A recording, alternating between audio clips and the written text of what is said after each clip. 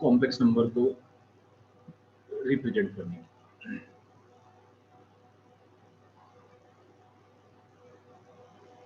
हमने अभी तक एक फॉर्म पढ़ी है कॉम्प्लेक्स नंबर को रिप्रेजेंट करने की, दैट वाज पॉइंट फॉर्म, जिसमें हमने बताया था कि कॉम्प्लेक्स नंबर एक पॉइंट है ऑन आर्गन प्लेन, और हम इसको ऐसे समझ सकते हैं कि अगर कोई complex number x plus i Y लिखा गया हमारे सामने, तो इसका मतलब ये पॉइंट है x कॉमा वाई। जो रियल पार्ट है वो रियल एक्सिस पे आ रहा होगा, जो इमेजिनरी पार्ट है वो y एक्सिस पे आ रहा होगा। y एक्सिस का नाम इसीलिए इमेजिनरी एक्सिस भी रखा गया क्योंकि उस पे इमेजिनरी पार्ट आ रहा है। अगर मेरे को ये शो करना हो कभी भी, तो बहुत आसानी से मैं इसको इस तरीके से शो कर सकता हूँ। ये पॉइंट होगा कहीं भी x कॉमा वाई, राइट। और इस केस में हमारे पास ये होता था इसका मॉड्यूलस। तो अगर ये z है तो ये वैल्यू है मॉड z, और ये है theta which is known as argument of z। ये हमने दो प्रॉपर्टीज यहाँ पे पढ़ी। अब उसी तरीके से एक पॉइंट फॉर्म तो हम पढ़ चुके हैं, बट पॉइंट फॉर्म के साथ साथ हम एक और फॉर्म पढ़ने वाले हैं, जो आज की दो फॉर्म्स होंगी, एक नहीं दो फॉर्म्स और। सो इससे पहले एक चीज देखी जरा, ये मैं हटा रहा हूँ, ये तो हम देख चुके हैं ऑलरेडी।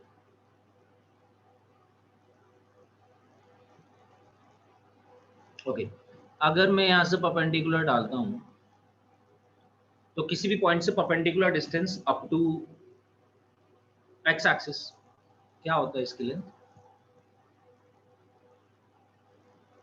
क्या आप इसके लिए मुझे बता सकते हैं? अगर ये पॉइंट, चलो सपोज मैं ए बोल दूं, ये पॉइंट मैं बी बोल देता हूँ, ये थीटा है, ये मॉड जेड है, तो ए बी की लेंथ कितनी होगी point x comma y? Modulus z sin theta. बिल्कुल वो तो होगी, बट अभी एक्स कोमा वाई की टर्म्स में बता सकते हैं क्या ए बी की लेंथ? y y. और वैसी ओ बी की लेंथ एक्स, राइट। भाई ओ बी एक्स कोऑर्डिनेट पूरा, ए बी है पूरा का पूरा वाई कोऑर्डिनेट। या ऐसे भी बोल सकते हैं किसी पॉइंट से अगर परपेंडिकुलर डिस्टेंस निकालते हैं फ्रॉम एक्स एक्सिस तो ये होता है वाई कोऑर्डिनेट, और अगर किसी पॉइंट से परपेंडिकुलर डिस्टेंस निकालते हैं फ्रॉम वाई एक्सिस तो ये होता है एक्स कोऑर्डिनेट। 9th क्लास में एग्जैक्टली सेम डेफिनेशन पढ़ी थी हमने एक्स कोऑर्डिनेट और वाई कोऑर्डिनेट की। खैर, अब मैं इसमें थोड़ा सा दो चीजें लगाना चाहता हूँ, बट इन दो चीजों से पहले ये बोलते हैं इसको हम पोलर फॉर्म। पोलर वर्ड का जब जब यूज होगा आपकी लाइफ में, अभी आगे भी होगा यूज बाय द वे, जब आप कोऑर्डिनेट ज्योमेट्री पढ़ रहे होंगे तो पोलर वर्ड दोबारा आएगा। एंड द वर्ड पोलर में मींस दो चीजें, एक आर और एक थीटा। आर रिप्रेजेंट कर रहा होगा हमेशा डिस्टेंस को, और थीटा रिप्रेजेंट्स कर रहा होगा हमेशा एंगल को। कौन सा एंगल और कौन सा डिस्टेंस? अगर मेरे को कोई भी पॉइंट गिवन है, अगर मेरे को कोई भी पॉइंट गिवन है और वो कोऑर्डिनेट की फॉर्म्स में गिवन है एक्स कोमा वाई, तो उसको मैं बोलता हूँ पॉइंट फॉर्म। बट अगर इसी चीज को मैं आर और थीटा की फॉर्म में लिख दूं, इसी पॉइंट को मैं आर और थीटा की फॉर्म में लिख दूं, तो ये बोली जाती है पोलर फॉर्म। पोलर वर्ड का मतलब होता है आपको दो चीजें कंसिडर करनी है। वन इज आर, आर हमेशा रिप्रेजेंट करेगा डिस्टेंस, कौन सा डिस्टेंस बताता हूं अभी। And second is theta, theta हमेशा रिप्रेजेंट करेगा एंगल। डिस्टेंस कौन सा? जब भी किसी पॉइंट की पोलर फॉर्म लिखनी है तो हमें उस पॉइंट का ओरिजिन से डिस्टेंस निकालना है। यानी कि बेसिकली अगर बात करूं तो ये आर जो डिस्टेंस है ये है डिस्टेंस फ्रॉम ओरिजिन, और बेसिकली ये है मॉड जेड अगर कॉम्प्लेक्स नंबर के लिए बात करें। वैसे थीटा एंगल, एंगल कौन सा? अगर उस पॉइंट को मैं ओरिजिन से ज्वाइन कर दूं और पॉजिटिव एक्स एक्सिस के साथ एंगल देखो कितना बना रहा है, तो वो एंगल होता है थीटा, यानी कि इस केस में आर्ग्यूमेंट ऑफ जेड। तो पोलर फॉर्म किसी भी कॉम्प्लेक्स नंबर की लिखी जा सकती है अगर हमारे पास उसकी दो चीजें हों, एक उस कॉम्प्लेक्स नंबर का मॉड्यूलस, दूसरा उस कॉम्प्लेक्स नंबर का आर्ग्यूमेंट, राइट। देखते हैं कैसे। चलिए, तो इन ट्राइंगल ओएबी मैं थोड़ी सी ज्योमेट्री लगा रहा हूं या ट्रिग्नोमेट्री लगा रहा हूं। अब इन ट्राइंगल ओएबी की अगर मैं बात करूं तो ट्रिग्नोमेट्री मैंने लगाना शुरू करी, पहले बोला मैंने cos थीटा। ये चीज हम पहले कर चुके हैं बाय द वे, अगर आपको याद हो आर्ग्यूमेंट जब हम कर रहे थे। तो कॉस थीटा की वैल्यू होगी बेस अपॉन हाइपोटेन्यूज, बेस होगा यहाँ पे OB, हाइपोटेन्यूज होगा यहाँ पे OA, OB मतलब x, OA मतलब मॉड z, यानी कि यहां से मेरे पास x की वैल्यू आ गई mod z cos theta. Similarly अगर मैं साइन थीटा की वैल्यू निकालता हूं इस ट्राइंगल में, तो साइन थीटा आएगा परपेंडिकुलर अपॉन हाइपोटेन्यूज, परपेंडिकुलर है यहाँ पे AB, हाइपोटेन्यूज है यहाँ पे OA, AB की वैल्यू है y, OA की वैल्यू है मॉड z, तो y की वैल्यू आ जाएगी मॉड z साइन थीटा। अब क्योंकि मैंने अभी थोड़ी देर पहले ही बोला कि मॉड z को मैं यहाँ पे r भी बोल सकता हूँ, इस मॉड z को आप r से भी रिप्रेजेंट कर सकते हैं क्योंकि ये डिस्टेंस को रिप्रेजेंट कर रहा है, तो x को ही मैं इस तरीके से भी लिख सकता था, x is equals to r cos theta. r और मॉड z दोनों एक ही चीज के सिंबल है, y is equals to r sin theta. तो वही कॉम्प्लेक्स नंबर जो थोड़ी देर पहले मैंने x प्लस आई वाई की तरह लिखा हुआ था, देखना जरा, मैं अब उसको r और थीटा की फॉर्म में लेके आना चाहता हूं। x मेरे पास ऑलरेडी आ चुका है r cos theta, plus i times y मेरे पास आ चुका है r sin थीटा, r लूंगा मैं कॉमन तो ये बन जाएगा cos theta plus i sin theta, which is known as the polar form of a complex number, या ट्रिग्नोमेट्रिकल फॉर्म भी बोल देते हैं कभी कभी इसको।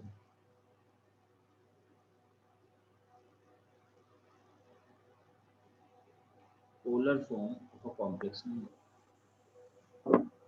हेलो मुस्कान, हम लोग थोड़े से स्टार्ट कर चुके हैं, थोड़ी सी चीजें हमने पढ़ी है, मैं तेरे को एक्सप्लेन कर देता हूँ। तो एक्सप्लेनेशन ये है कि हम आज पढ़ रहे हैं फॉर्म्स ऑफ कॉम्प्लेक्स नंबर, मतलब कॉम्प्लेक्स नंबर को एक तरीका तो रिप्रेजेंट करने का होता था पॉइंट फॉर्म, जैसे कि सपोज कोई कॉम्प्लेक्स नंबर है मेरे पास x प्लस आई वाई, तो मैं उसको लिख सकता हूँ x कॉमा वाई, राइट। अब आज हम दूसरी फॉर्म जो पढ़ रहे हैं वो पढ़ने जा रहे हैं। अब हम कॉम्प्लेक्स नंबर को सिर्फ इसी तरीके से रिप्रेजेंट नहीं कर सकते, there are other methods as well जिसके तरीके से हम कॉम्प्लेक्स नंबर को रिप्रेजेंट कर सकते हैं पॉइंट फॉर्म के अलावा। हेलो अमन, अमन तुम यहाँ तक पढ़ चुके हो कि ये सब चीजें, ये मैथ्स की क्लास? अच्छा अमन तो मेरी क्लास में आ चुका है, यस। तो आज हम पढ़ रहे हैं various forms of complex number. एक तरीका हम कॉम्प्लेक्स नंबर को रिप्रेजेंट करने का ऑलरेडी देख चुके थे, दैट वाज पॉइंट फॉर्म, जब हम कोऑर्डिनेट्स की फॉर्म में अपने कॉम्प्लेक्स नंबर को लिख दिया करते थे। आज जो दूसरा तरीका है जिसको हम सीखने वाले हैं वो है polar form. The word polar is very general in nature, कि पोलर वर्ड काफी जगह यूज होगा, फिजिक्स में भी यूज हो सकता है, मैथ्स में भी यूज हो सकता है। जब पोलर वर्ड यूज होगा तो इसका मतलब है आर और थीटा। आपको पोलर वर्ड का मतलब ही ये है कि आपको दो चीजें चाहिए, आर चाहिए और थीटा चाहिए। अब आर क्या है? आर है डिस्टेंस, थीटा है एंगल। अगर मैं पोलर फॉर्म की बात करूं कॉम्प्लेक्स नंबर के लिए, तो डिस्टेंस रिप्रेजेंट करता है मॉड्यूलस यानी कि मॉड z, और थीटा एंगल रिप्रेजेंट करता है आर्गुमेंट ऑफ z। तो यही पॉइंट x, y जो पहले कोऑर्डिनेट की फॉर्म में दिया हुआ है, सबसे पहले तो मैं आपको ये दिखा रहा हूं कि इस पॉइंट को हम r और थीटा की फॉर्म में भी लिख सकते हैं। r क्या है? मॉड z है, r की वैल्यू मॉड z के इक्वल है, r रिप्रेजेंट कर रहा है मॉड्यूलस को, और थीटा रिप्रेजेंट कर रहा है आर्गुमेंट ऑफ z को। तो मैंने इस ट्राइंगल के अंदर ये OAB ट्राइंगल बनाया, मैंने एक AB परपेंडिकुलर पुट कर दिया, और फिर मैंने इस ट्राइंगल OAB में थोड़ी ट्रिग्नोमेट्री लगाई। तो ट्रिग्नोमेट्री लगाने के बाद साइन थीटा कॉस थीटा की वैल्यूज निकाली। कॉस थीटा बनता है बेस अपॉन हाइपोटेन्यूज, तो ये बनेगा OB अपॉन OA। OB की वैल्यू x है, OA की वैल्यू मॉड z है, मॉड z को हम r बोल रहे हैं, तो मैंने मॉड z की जगह आगे जाके r लिख दिया, और यहां से मेरे पास x की वैल्यू आ गई मॉड z cos थीटा या r cos थीटा। तो यही कोऑर्डिनेट को मैं ऐसे भी लिख सकता था बच्चे, r cos theta r sin theta. y की वैल्यू यहां से कैलकुलेट करूंगा, आ जाएगी r sin थीटा। r है उस पॉइंट का ओरिजिन से डिस्टेंस, थीटा है अगर मैं उस पॉइंट को ओरिजिन से ज्वाइन कर दूं तो उसके बाद जो हमारा बनेगा angle with positive direction of x axis. तो अगर मैं ऐसा लिखता हूँ x की जगह r cos थीटा रखता हूँ, y की जगह r sin थीटा रखता हूँ, तो r आ जाएगा कॉमन और फॉर्म बन जाएगी वही कॉम्प्लेक्स नंबर जो थोड़ी देर पहले मैंने x प्लस आई वाई की तरह लिखा हुआ था, उसको मैं लिख सकता हूँ r times cos theta plus i sin theta की तरह। इसी चीज को बाय द वे मैं ऐसे भी लिख सकता हूँ z is equal to r times cis theta. Cis theta, cis theta means cos theta plus i sin theta. ये एक शॉर्ट फॉर्म है इसी की जो आपने ऑलरेडी लिखा है।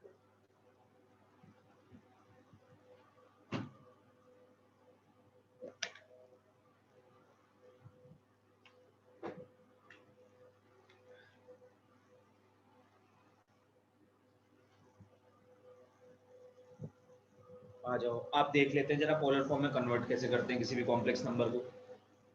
पोलर फॉर्म में कन्वर्ट करने के लिए किसी भी कॉम्प्लेक्स नंबर को दो चीजें चाहिए, जैसे कि हम ऑलरेडी बात कर चुके हैं। एक उस कॉम्प्लेक्स नंबर का मॉड्यूलस, दूसरा उस कॉम्प्लेक्स नंबर का आर्गुमेंट। दोनों चीजें हमें निकालनी आती हैं, तो वेरी इजी, कोई प्रॉब्लम नहीं है। कोई भी नंबर पॉइंट फॉर्म में दिया जाएगा, आपको उसको पोलर फॉर्म में कन्वर्ट करना होगा। कन्वर्ट कैसे करेंगे? सबसे पहले उसका मॉड्यूलस और आर्गुमेंट निकाल लो। जैसी मॉड्यूलस और आर्गुमेंट निकाल दो, लिख दो उसको ऐसी r times cos theta plus i sin theta. r मतलब मॉड्यूलस की वैल्यू रख देना यहाँ पे, थीटा मतलब उसका आर्गुमेंट रख देना यहाँ। चलो निकालते हैं इसको। तो अभी can I rub this first form?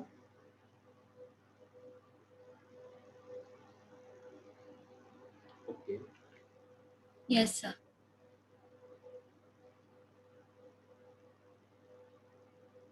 तो पोलर वर्ड बड़ा फेमस है यार। पोलर कई बार वर्ड यूज होगा आपके सामने। जब जब पोलर वर्ड यूज होगा आपको सीधे समझ जाना है दो चीजों की बात करेगा ये हमसे चाहता ही दो चीजें निकलवाना है, एक r एक थीटा। r क्या है? डिस्टेंस है। थीटा क्या है? एंगल है। कौन सा डिस्टेंस? कुछ बोलना चाहता है आयुष? कुछ पूछना है? बिल्कुल पूछ सकते हो। सर गलती से माइक ऑन है। अच्छा, कोई प्रॉब्लम नहीं है, मेरे को लगा कोई डाउट है तो पूछ लो। Now the third form is Eulerian form. EULERIAN, Eulerian form. So Euler was a great mathematician और इन्होंने कुछ और भी चीजें दी हैं, शायद आपके सामने फिजिक्स में अभी तक ये चीज आ भी चुकी हो। ई आया है? ई पढ़ा है आपने? Yes sir, Euler constant. हाँ, आयलर्स कांस्टेंट, बिल्कुल।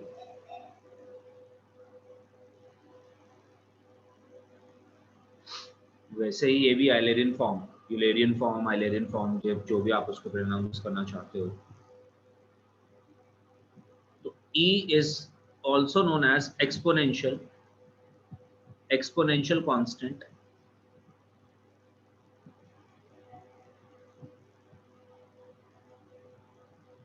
कांस्टेंट ही होता है या आयलर्स कांस्टेंट, ये भी इन्हीं मैथमेटिशियन ने दिया था और इसकी वैल्यू होती है अप्रोक्सीमेटली कितनी? 2.141। नो, 141 तो लॉग 1 पॉइंट उसमें यूज होता है। लॉग 2। अच्छा, यस, 2.718 बचे। ई की वैल्यू होती है 2.718, अप्रोक्सीमेट वैल्यू होती है क्योंकि ये तो इररेशनल नंबर है। पहली बात तो आप ये समझ लो।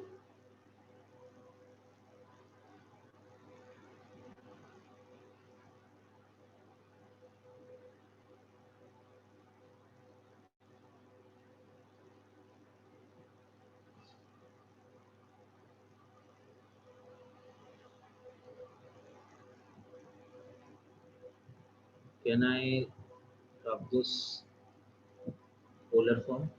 No sir. अच्छा, ठीक है, सिर्फ हेडिंग रब करिए। ये वाला पार्ट रब कर सकता हूँ, ये दो lines, r, theta, angle, distance. Okay, yes बस सर। मेरा काम इतने से हो जाएगा, इसके बाद आप लिखते रहो, कोई दिक्कत नहीं।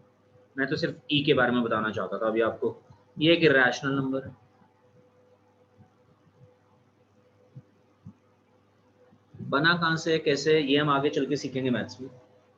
बट अभी के लिए तो ये काफ़ी इंपॉर्टेंट मैथमेटिकल कांस्टेंट होता है, एक्सपोनेंशियल कांस्टेंट भी बोल देते हैं इसको, आइलर्स कांस्टेंट भी बोल देते हैं इसको। बट हाँ, ये बहुत फ्रीक्वेंटली आएगा अब मैथ्स में और फिजिक्स में, और इसकी वैल्यू 2.718, ये इसी बिल्कुल लॉग में भी यूज होता है आयुष, पर सिर्फ लॉग में यूज नहीं होता है, लॉग में तो यूज होगा ही होगा, बट लॉग के अलावा भी बहुत जगह यूज होगा, लॉग में तो होगा ही होगा। हाँ, तो ये इन्होंने ही दिया था बाय द वे, यही थे वो मैथमेटिशियन जिन्होंने नंबर दिया था। इसकी एग्जैक्ट वैल्यू तो हम बता नहीं सकते, अप्रोक्सीमेट वैल्यू बता सकते हैं, तो इसको ऐसे लिखोगे कि not equals to is approximately equals to 2.718।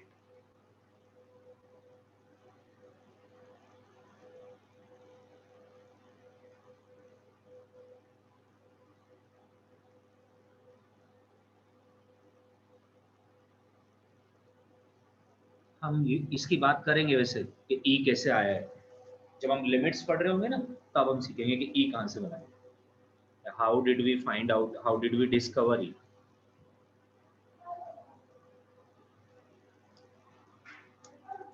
Okay, तो यूलेरियन फॉर्म, आइलर जो थे ये इन्होंने एक फॉर्म दी है, और इसको इन्होंने बोला कि देखिए आप जो cos theta plus i sine theta लिख रहे हैं ना, जो भी ये वैल्यू लिखी गई है cos theta plus i sine theta, इसको लिखने का एक और तरीका है। तरीका क्या है? तरीका है जब हम, अब e की पावर्स की चीजें तो अभी हम जानते नहीं है ज्यादा, बट ये अगर हम लिख दे e to the power i theta, तो इसको हम cos theta plus i sine theta लिख सकते हैं। अभी आप समझने के लिए इसको ऐसे समझ सकते हैं that cos theta plus i sine theta जो एक्सप्रेशन है, इसकी वैल्यू होगी e to the power i theta, e होगा कांस्टेंट, आई हमारा जो होता है iota, right, and theta is argument of z, यही जो थीटा हम लिख रहे हैं यही थीटा है यहाँ पे। तो अगर कोई कॉम्प्लेक्स नंबर है जो कि general complex number x plus i y था, जिसका आर्ग्यूमेंट था थीटा, जिसका मॉड्यूलस था r, राइट, तो उसको मैं ऐसे भी लिख सकता हूँ r into e to the power i theta, यानी कि r cos theta plus i sine theta, यानी कि x प्लस आई वाई। तो किसी भी नंबर को यूलेरियन फॉर्म में कन्वर्ट करने के लिए भी हम लोगों को दो ही चीजें चाहिए, फर्स्ट इज उसका मॉड्यूलस r, सेकंड इज उसका आर्ग्यूमेंट थीटा।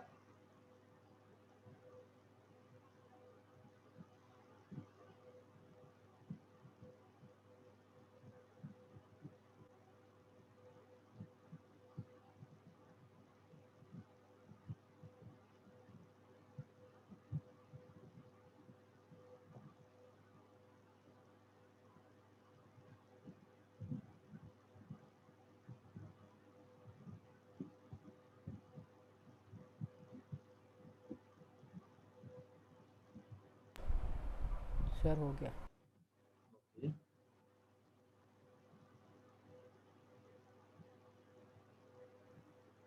Sir, done.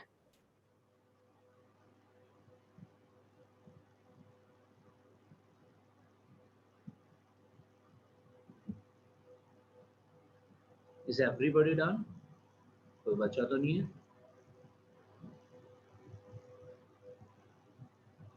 ठीक है, आप यूलेरियन फॉर्म नोट कर सकते हैं।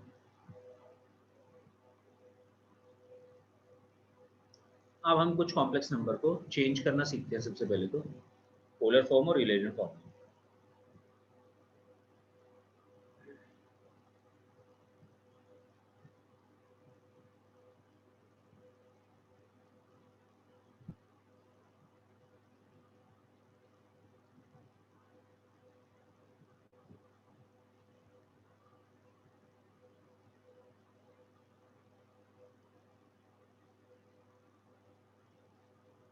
आर्ग्यूमेंट निकालना हम सीख चुके हैं, राइट?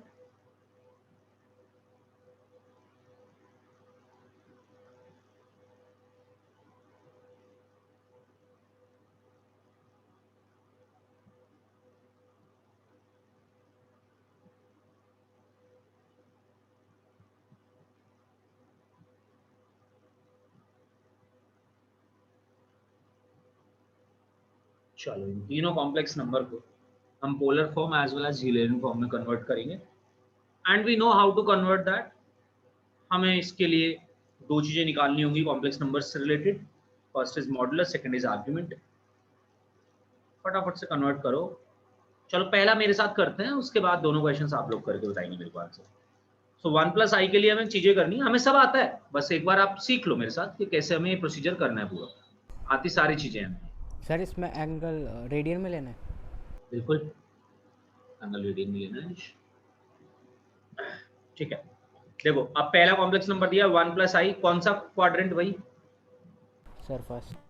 First quadrant. तो फर्स्ट क्वाड्रेंट में हमारे पास कैसा हुआ करता था आर्गुमेंट ऑफ z? अल्फा के बराबर या पाई माइनस अल्फा या माइनस अल्फा या minus pi plus alpha sir equal to alpha. Equal to alpha. बिल्कुल, तो हमने बोला आर्गुमेंट ऑफ z आएगा अल्फा के equal.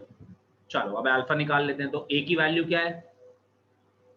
1, b is also 1। Tan alpha निकाला, टेन अल्फा निकलेगा मॉड b अपॉन मॉड 1, यानी कि 1 अपॉन 1 1। तो अल्फा बना 45 और 45 का मतलब हुआ पाई बाई 4। इसका मतलब आर्गुमेंट ऑफ z तो आ गया भैया, बनेगा पाई बाई 4। अब बात करते हैं जरा मॉडुलस ऑफ z की। तो इसको लिख लेता हूं, r is equals to modulus of z is equals to under root of real part का स्क्वायर यानी कि 1 प्लस इमेजिनरी पार्ट का स्क्वायर यानी कि 1। आंसर बना √2। तो सबसे पहले तो मैं पोलर फॉर्म लिख के दिखा देता हूँ इसी कॉम्प्लेक्स नंबर की। तो जो z 1+i लिखा था अभी थोड़ी देर पहले हमने, उसको हम ऐसे भी लिख सकते थे दैट √2 यानी कि r या मॉड z cos थीटा यानी कि cos pi by 4 plus i sin pi by 4। ये तो हुई इसकी polar form. By the way रुक जाओ जरा, समझ लो एक और बात यहीं पे मेरे साथ। ऐसा नहीं है कि हमने कुछ बदल दिया कॉम्प्लेक्स नंबर, बस लिखने का तरीका चेंज किया, रिप्रेजेंटेशन का वे यहाँ पर डिफरेंट है, और कुछ चेंज नहीं है। मेरा कहने का मतलब ये है कि अगर आप √2 times cos pi by 4 plus i sin pi by 4 को सॉल्व करेंगे तो it will come out as 1+i only. आप सॉल्व करके देख सकते हैं। cos 45 की वैल्यू 1/√2 होती है, sin 45 की वैल्यू 1/√2 होती है। यहां से √2 को अंदर मल्टीप्लाई करेंगे, √2 इंटू 1/√2 1 बन जाएगा, और फिर से इसके साथ भी मल्टीप्लाई करेंगे, फिर से 1 बन जाएगा। तो आंसर यही आएगा 1+i इसका। ऐसे आप चेक भी करके देख सकते हैं कि हमारा पोलर फॉर्म का आंसर करेक्ट आ रहा है कि नहीं आ रहा है। ये आप बहुत आसानी से चेक कर सकते हैं, राइट। अच्छा, ये तो हुई इसकी पोलर फॉर्म। अब अगर मेरे को इसका यूलरियन फॉर्म में लिखना होता तो वो बनता मॉड्यूलस इंटू ई की पावर आई आर्ग्यूमेंट, यानी कि यही complex number I could have written it as √2 times e to the power I pi by 4। क्या ये दोनों बातें क्लियर है? कहीं भी कंफ्यूजन है मुझसे पूछो अभी। दिव्यांशु, क्या ये क्लियर है बात? Yes sir. ओके, सुहानी, Yes, sir. वर्णिमा, बात समझ आई बच्चा? Yes, sir. ओके, चलो फिर सेकंड और थर्ड वाला पार्ट सॉल्व करो। बताओ मेरे को पोलर फॉर्म क्या बन रही है और यूलरियन फॉर्म क्या बन रही है दोनों क्वेश्चंस की, सेकंड पार्ट में भी और थर्ड पार्ट में भी। स्टार्ट करो सॉल्व करने। चैट रूम में बताना है। बिल्कुल।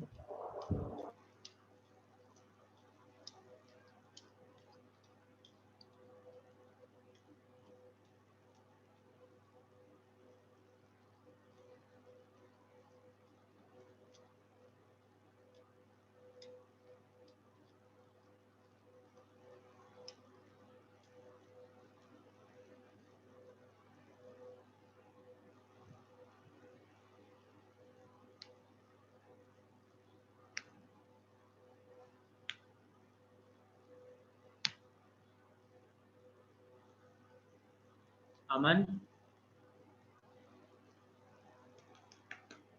अमन क्या ये बात समझ आ रही है जो भी पढ़ा है हमने अब तक?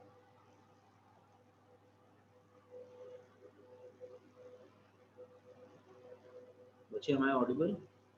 अमन,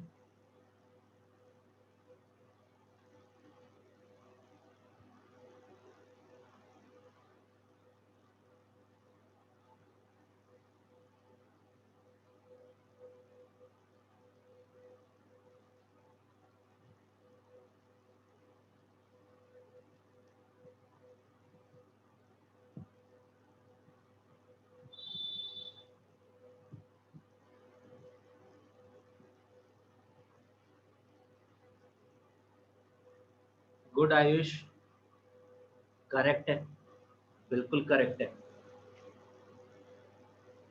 इसी को यूलेरियन फॉर्म में कन्वर्ट करके और बता दे बस, मतलब कुमार आयुष।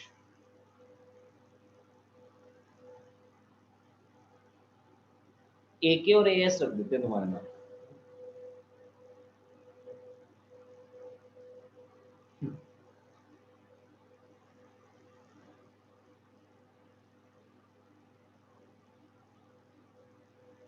Sir, written. सुहानी मेरे को मिला नहीं तेरा आंसर का। अच्छा डन, चैट बॉक्स में भेज दे मेरे को आंसर अपना। Okay.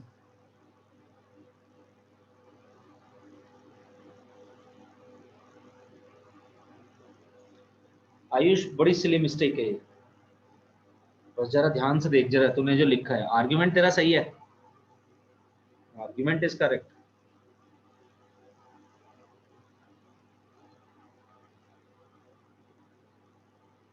और मॉडुलस को देख ले अपने जरा, क्या तेरे को मिस्टेक समझ आ गई अपनी?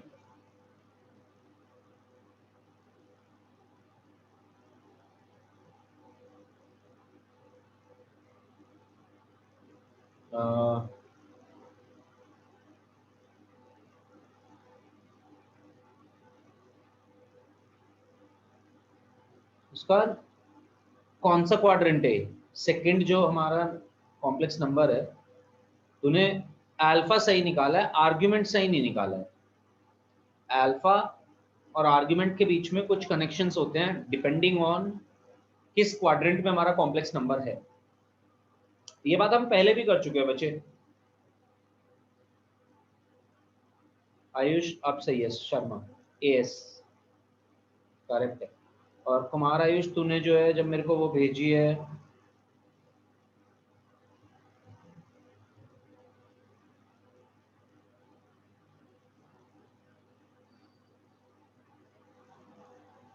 नो नो सोनी, ये तो आपने कुछ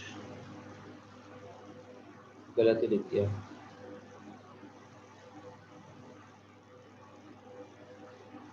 सर आर्गुमेंट कैसे निकालना है बता दो एक बार। अच्छा बिल्कुल बताता हूँ, आजा देख मेरी बात समझ। ये हमने डिस्कशन पहले भी करा है, उस दिन भी तूने एक गलत काम किया था, और मैंने देखो उस दिन भी शायद कुछ इस बारे में बोला था। ये देख, ऐसे ध्यान रखना है, मैं इसको हटा रहा हूँ, देख सकते हो। सबसे पहले तो तू अल्फा निकाल ले, ठीक है? जैसे तूने अभी अल्फा निकाला, बिल्कुल करेक्ट है। अल्फा निकालने के लिए तेरे को ये ध्यान ही नहीं देना है कि x पॉजिटिव है या y नेगेटिव है या y पॉजिटिव है, मतलब रियल पार्ट को वैल्यू ले और रियल पार्ट की मॉड के साथ वैल्यू ले, वैसे ही इमेजिनरी पार्ट की भी मॉड के साथ वैल्यू ले। तो अगर मैं अल्फा निकाल रहा होता सेकंड क्वेश्चन में, तो मैं -1/√3 नहीं लिखता, मैं लिखता 1/√3, राइट? अल्फा के लिए कंसिडर कर इन दोनों को पॉजिटिव, चाहे नेगेटिव दिए हो बेशक, कोई दिक्कत नहीं है, राइट? अच्छा, उससे पहले तो मेरे को ये आंसर दे कि क्या तू ये पहचान सकती है ये कौन से क्वाड्रेंट में है सेकंड वाला कॉम्प्लेक्स नंबर? मतलब अगर तेरे को ये आता है पहचानना तो फिर ठीक है, नहीं आता तो ये भी सिखा दूंगा, पर मेरे को बता ये बात पहले। नहीं आता सर। ठीक है, तो ये देख कि जब भी हमें कोई कॉम्प्लेक्स नंबर लिखा हुआ है ना, √3 - i लिखा हुआ है जैसे कि सपोज, तो हम इसका रियल पार्ट उसे बोलते हैं जिसके साथ i नहीं होता है, यानी कि ये इसका रियल पार्ट है और ये इसका इमेजिनरी पार्ट है। इसको मैं ऐसे भी लिख सकता था, √3 + i टाइम्स -1, बता लिख सकता हूं कि नहीं? Yes sir. ओके, अब जो पार्ट i के साथ है उसको बोलते हैं इमेजिनरी पार्ट, जो पार्ट विदाउट i है उसको बोलते हैं रियल पार्ट, राइट? और इससे हम इसके कोऑर्डिनेट्स लिख सकते हैं। पहला x कोऑर्डिनेट होता है हमेशा रियल पार्ट यानी कि √3, y कोऑर्डिनेट होता है हमेशा इमेजिनरी पार्ट यानी कि -1। तो इससे हमें ये पता चल गया कि पॉइंट जो था, जो √3 - i लिखा हुआ था, मतलब जो √3 - i कॉम्प्लेक्स नंबर लिखा हुआ था, उसको मैं पॉइंट की तरह भी लिख सकता हूँ, और पॉइंट की तरह लिखते हुए मेरे को रियल पार्ट को लिखना है x कोऑर्डिनेट, इमेजिनरी पार्ट को लिखना है y कोऑर्डिनेट। हाँ सुहानी, अगर तुम सिर्फ मेरे को इतना भी आंसर दे दोगे ना, मॉड्यूलस और आर्गुमेंट तुमने क्या क्या निकाले हैं, तो भी तुम सही फॉर्म में लिख लोगे, मुझे ये पता चल जाएगा, फिर मैं तुम्हें आगे का बता सकता हूँ उससे। ओके, सो √3 - 1 ये हमारा पॉइंट है। अब तू ऐसे सोच कि x कोऑर्डिनेट है पॉजिटिव, y कोऑर्डिनेट है नेगेटिव, ऐसा कौन से क्वाड्रेंट में होता है? जब x कोऑर्डिनेट पॉजिटिव हो, y कोऑर्डिनेट नेगेटिव हो, कौन सा क्वाड्रेंट हो सकता है ये?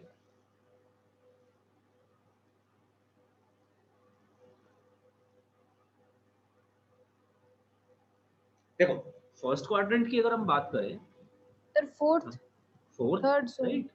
नहीं फोर्थ बिल्कुल सही है। फोर्थ क्वाड्रेंट में तो देख x पॉजिटिव है, y नेगेटिव है।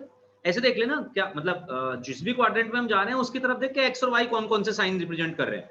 जैसे फर्स्ट है तो फर्स्ट में x इधर जा रहा है, y इधर जा रहा है, मतलब y ये वाला है, मतलब बाउंड्री लाइन देख इनकी, ऐसे भी समझ सकती है इस चीज को, बाउंड्री लाइन देख। फर्स्ट कोऑर्डिनेट की सर, अगर मैं बात करता हूँ, ये नंबर्स में कंफ्यूजन है। कौन से नंबर्स में तू मेरे को बता, मैं तेरे सारे कंफ्यूजन दूर कर दूंगा। मतलब क्वाड्रेंट्स के नंबर्स में फर्स्ट अच्छा, तू कौन से, क्वाड्रेंट के नंबर्स में छोड़ दे, मैं तो ये कहूंगा तुझसे, तू नंबर्स को छोड़ दे, तू बस ऐसे देख के इनकी बाउंड्री लाइन क्या है। अगर फर्स्ट क्वाड्रेंट की बात करूं तो एक बाउंड्री ये है, ये वाली, और एक बाउंड्री ये है। ये बाउंड्री पॉजिटिव है, पॉजिटिव x, ये बाउंड्री पॉजिटिव y, तो इसमें पॉजिटिव कॉमा पॉजिटिव आएगा, पॉजिटिव ही रहेगा x, पॉजिटिव ही रहेगा y।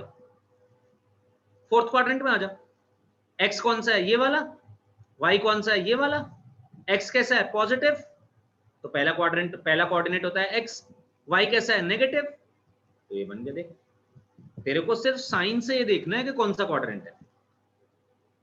क्या ये बात समझ आई मुस्कान? Yes sir. चल बता मेरे को सेकंड क्वाड्रेंट में कैसे साइन होगा। पहले x कोऑर्डिनेट लिखा जाता है, बता x कोऑर्डिनेट का कैसे साइन होना चाहिए यहाँ पे?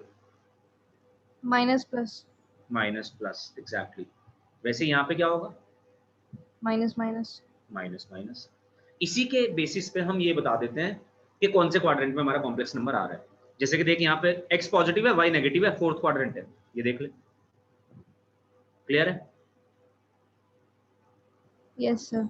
ये पहचानना आ गया। चलो अब इससे आगे बढ़ते हैं। सबसे पहले तो हमने ये पहचानना सीख लिया कि हमारा कॉम्प्लेक्स नंबर कौन से क्वाड्रेंट में लाई कर रहा है, ये हमें ऐसे देखना है। अब हमें एक वैल्यू निकालनी है tan अल्फा की। tan अल्फा कैसे निकलेगा? tan अल्फा निकलेगा imaginary part divided by real part, और इमेजिनरी पार्ट का मॉड लेना है। अब तू मुझे ये बता, तेरे को पता है मॉड क्या करता है? पॉजिटिव कर देता है। पॉजिटिव कर देता है पूरी वैल्यू को। तो मतलब मैं यही कह रहा हूं कि tan अल्फा निकालते हुए, यही बात मैंने थोड़ी देर पहले भी बोली थी, tan अल्फा निकालते हुए साइन को कंसीडर मत कर। यहाँ पे तेरा इमेजिनरी पार्ट -1 है, रियल पार्ट √3 है, बट तेरे लिए तो ये 1/√3 है। हर बार यही देखना है तुझे तो सिर्फ tan अल्फा निकालते हुए दोनों वैल्यूज को पॉजिटिव ही लेना है, चाहे वो नेगेटिव क्यों ना दी हो। अब तूने यहां से निकाल लिया, तूने मुझे अल्फा की वैल्यू बता दी कि अल्फा की वैल्यू आ गई सर 30, जो कि करेक्ट है, बट ये अल्फा की वैल्यू है बच्चे, ये आर्गुमेंट ऑफ z की वैल्यू नहीं है, बस तेरे को ये ध्यान रखना है, ठीक है? अच्छा एक सेकेंड रुक, मेरे को देखने दे क्वेश्चन क्या था थर्ड। गलत है आयुष शर्मा, खुद से सोच के देख कौन से क्वाड्रेंट में पॉइंट आ रहा है और तूने उसका आर्गुमेंट क्या दिया है, होना क्या चाहिए था उसका आर्गुमेंट, खुद से सोच ले इस बारे में।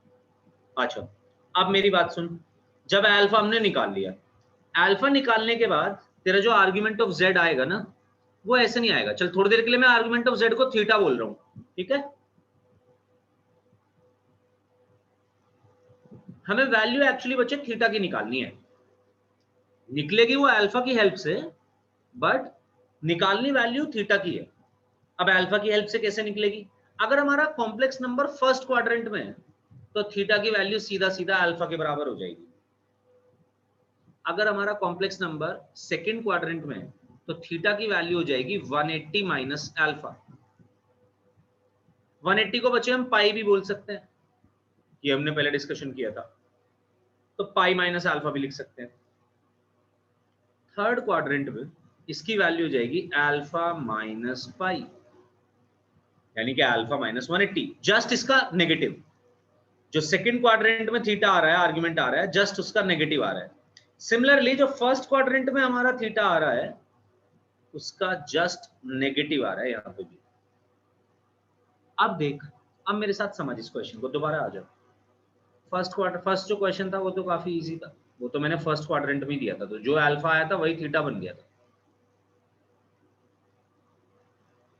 कोई दिक्कत नहीं है, अगर किसी ने नोट भी नहीं किया था तो ये काम हम सीख चुके हैं और ये हमें खुद ही करना है मतलब ये तो मैंने बस तुम्हारी हेल्प की थी, बट हेल्प तो करनी है वो, दैट इज नो डाउट, मतलब उसमें तो, बट ये काम तो हम खुद कर सकते हैं और अभी हम यही सीख रहे हैं। अब देख सेकंड वाले केस में हम सीखते हैं। तो हमने बोला कि अगर हमें किसी भी कॉम्प्लेक्स नंबर की पोलर फॉर्म या फिर यूलेरियन फॉर्म लिखनी है, उसके लिए हमें उसके लिए दो चीजें निकालनी है, उस कॉम्प्लेक्स नंबर का मॉड्यूलस एंड उस कॉम्प्लेक्स नंबर का आर्ग्यूमेंट। मॉड्यूलस निकालने में तो कोई दिक्कत नहीं है, पहले ये बता, अगर है तो वो भी सीख लेते हैं आज अभी। बोल उसका। बता दो सर एक बार। ठीक है, आजा। तो अब देख, अगर हमें किसी भी कॉम्प्लेक्स नंबर का मॉड्यूलस निकालना है, तो मॉड्यूलस निकालते हुए हमें उसके रियल पार्ट का स्क्वायर लेना है प्लस इमेजिनरी पार्ट का स्क्वायर लेना है और टोटल का रूट ले लेना है। मतलब अगर इस कॉम्प्लेक्स नंबर को मैं थोड़ी देर के लिए z बोल दूं, तो हम निकाल रहे होंगे मॉड z, राइट? और मॉड z जो निकलेगा वो निकलेगा होल रूट रियल पार्ट का स्क्वायर यानी कि √3 का स्क्वायर प्लस इमेजिनरी पार्ट का स्क्वायर यानी कि -1 का स्क्वायर। बस ये वैल्यू मॉड z की हो जाती है। अब देख इसका आंसर क्या आएगा, √3 का स्क्वायर करेंगे 3 आएगा, -1 का स्क्वायर करेंगे 1 आएगा, ये बन जाएगा पूरे का रूट, यानी कि ये बन जाएगा √4, वैल्यू आ गई 2। क्लियर है ये बात? हर बार ऐसे ही निकालेंगे चाहे जो कॉम्प्लेक्स नंबर हो। चल थर्ड वाले का सबसे पहले तो मुझे मॉडुलस निकाल के बता, तब हम आर्गुमेंट पे चलेंगे। आप थर्ड वाले का मॉडुलस निकाल के बता तू मेरे को।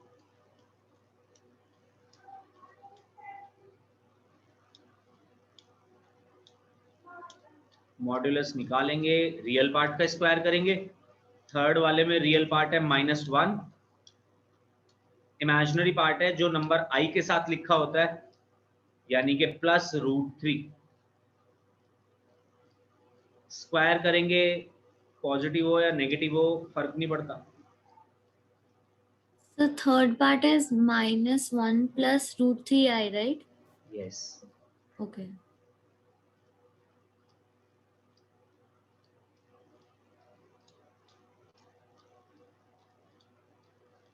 थर्ड का फायदा अभी तक मेरे को किसी ने सही आंसर नहीं दिया था।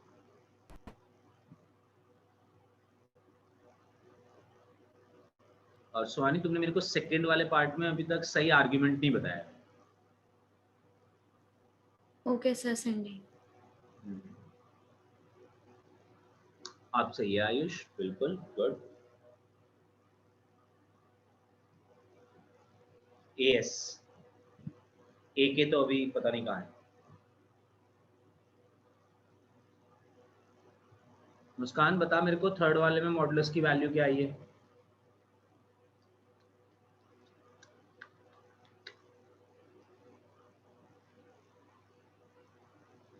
कोई बात नहीं, जो भी तेरे को लगता है, जहां भी तेरे को प्रॉब्लम आ रही है तो मुझसे पूछ ले, आ जाएगा तेरे को समझ। एक दो बार कैलकुलेट करने के बाद आएगा। स्वानी यही थीटा ही तो कैलकुलेट करना है बच्चा में। अच्छा चल तू भी मेरे साथ अभी सीखियो। Okay. सर ये 2 आर्गुमेंट है।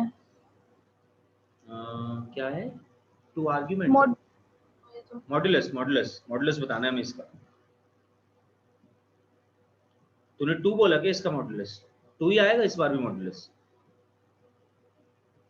ये देख ले। यस हाँ बिल्कुल 2 आएगा इसका भी मॉडुलस। इसको भी मैं z ही बोल दे रहा हूँ, कोई कॉम्प्लेक्स नंबर, नाम इसका भी z है।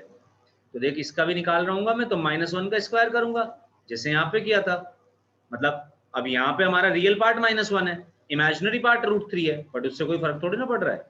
आंसर तो तब भी देख वही बनेगा। -1 का स्क्वायर करूंगा 1 आ जाएगा, √3 का स्क्वायर करूंगा 3 आ जाएगा, ये बन जाएगा √4 यानी कि आंसर आ जाएगा 2। ठीक है, ये तो निकला मॉडुलस। सही बात है बिल्कुल। किसके लिए बट? विच वन, सेकंड और third Swani? Sir, second part. उसका आर्गुमेंट नहीं बताया था मैंने। देख देख ध्यान से देख, क्या होना चाहिए सेकंड पार्ट, कौन से क्वाड्रेंट में है? अच्छा ऐसे सोच, Second. सेकंड नहीं है, x पॉजिटिव है y नेगेटिव है। सेकंड में X तो उल्टा होता पॉजिटिव है। है, Y नेगेटिव है, तो Fourth. ये होगा फोर्थ क्वाड्रेंट। बिल्कुल फोर्थ क्वाड्रेंट। फोर्थ क्वाड्रेंट में आर्ग्यूमेंट को किस तरीके से देना है, माइनस अल्फा की तरह। जो भी तूने आंसर दिया है तूने पाई में से घटा के दिया होगा, बट एक्चुअली वो पाई में से घटाना नहीं था, बस उसी का माइनस कर दो सीधा। ओके ठीक है, तो अब हम सबसे पहले देखेंगे कि हमारा z कौन से क्वाड्रेंट में है। तो यहाँ पे हम लिख देंगे सेकंड क्वाड्रेंट, राइट। ये देख चुके हैं हम सेकंड क्वाड्रेंट में। सेकंड सॉरी फोर्थ क्वाड्रेंट में, सेकंड क्वाड्रेंट मैं भी तो सेकंड बोल रहा हूँ। x पॉजिटिव है y नेगेटिव है, राइट। तो फोर्थ क्वाड्रेंट में हमारा जो आर्ग्यूमेंट है वो कैसे दिया जाता है, माइनस अल्फा की तरह दिया जाता है। मेरे को थीटा की वैल्यू निकालने का, थीटा की वैल्यू मेरे लिए मैटर करती है, अल्फा की वैल्यू मैटर नहीं करती, but without alpha I can not calculate theta. ठीक है जी, चलो आगे बढ़ते हैं। तो हमने कहा कि भाई थीटा हमने निकालना है, थीटा की वैल्यू माइनस टाइम्स अल्फा के बराबर होगी, पर हमने कहा अल्फा तो बताओ अल्फा क्या है पहले, तभी तो हम थीटा निकालेंगे। अल्फा कैसे निकलेगा, अल्फा निकलेगा जैसे अभी थोड़ी देर पहले निकाला था, tan alpha is equals to, कोई फर्क नहीं पड़ता इसका क्या कॉम्प्लेक्स नंबर का, क्या इमेजिनरी पार्ट का क्या साइन है, बस वैल्यू देख 1 है, इसकी वैल्यू क्या है √3 है, साइन क्या था फर्क ही नहीं पड़ता। tan अल्फा 1/√3 कब होगा, तेरे को भी पता है कब होगा, बता। 30, राइट। 30 डिग्री को अगर हम लिखेंगे तो π/6 लिख सकते हैं रेडियन की फॉर्म। पाई होता है 180, 180 को 6 से डिवाइड करेंगे 30 बन जाएगा, यानी कि इसका अल्फा आया π/6। तो इसका आर्ग्यूमेंट बच्चे π/6 नहीं होगा, आर्ग्यूमेंट ऑफ z तो होगा, या थीटा की वैल्यू तो होगी माइनस के π/6। अगर मुझे पोलर फॉर्म बता दूं, पोलर माइनस फॉर्म क्या कैसे? है, माइनस कैसे, देखिए फॉर्मूला है। अब ये आया कैसे, ये तो हमें ट्रिग्नोमेट्री से समझ आएगा मुस्कान, अभी तो नहीं आ सकती ये चीज समझ, ये तो ट्रिग्नोमेट्री का कॉन्सेप्ट है, बट हमें देना हमेशा इसी फॉर्मूले से ही है आर्ग्यूमेंट। ये फोर्थ क्वाड्रेंट में था ना, तो फोर्थ क्वाड्रेंट का फॉर्मूला क्या है आर्ग्यूमेंट का, माइनस अल्फा है। मुस्कान क्या बात समझ आई? सर थर्ड का आंसर भेजा। ओके, थर्ड का आंसर दिया तूने मुझे, ये ए के तूने 2 से क्यों मल्टीप्लाई कर दिया इसमें, मतलब बाहर 3 से क्यों मल्टीप्लाई किया हुआ है, सॉरी। सर वो 3 लिखा है सर थर्ड का। अच्छा ओके, हाँ करेक्ट है, एकदम करेक्ट है, पर तूने 3 के बाद भी वैसे ही ब्रैकेट लगा दिया ना, तो इसलिए मेरे को लगा तेरे को 3 के बाद दूसरी साइड ब्रैकेट लगाना चाहिए था एक्चुअली।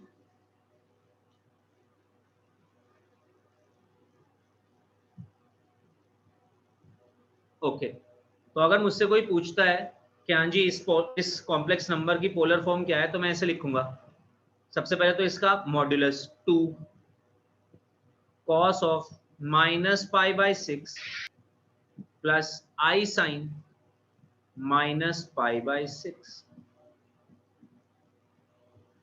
अगर कोई पूछता है कि हाँ जी इसकी यूलेरियन फॉर्म क्या है, बिल्कुल बता सकते हैं, बहुत आसान है, 2 इंटू e⁻⁻⁻ -i π/6, ये आंसर होगा। सिमिलरली अगर आप इस कॉम्प्लेक्स नंबर का आर्ग्यूमेंट निकाल सकते हैं, तो आप सब चीजें निकाल सकते हैं, क्योंकि मॉड्यूलस तो हम ऑलरेडी निकाल चुके हैं थर्ड वाले का।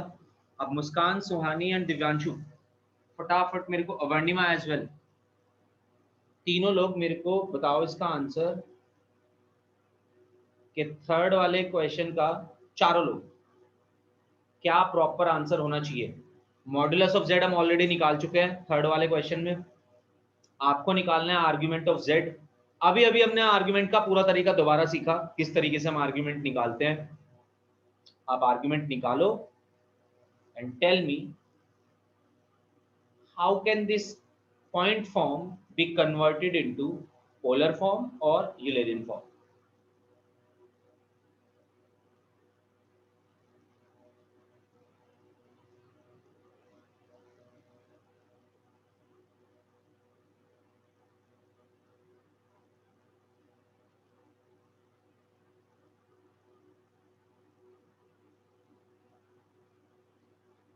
दिव्यांशु नेटवर्क इशू हो रहा है?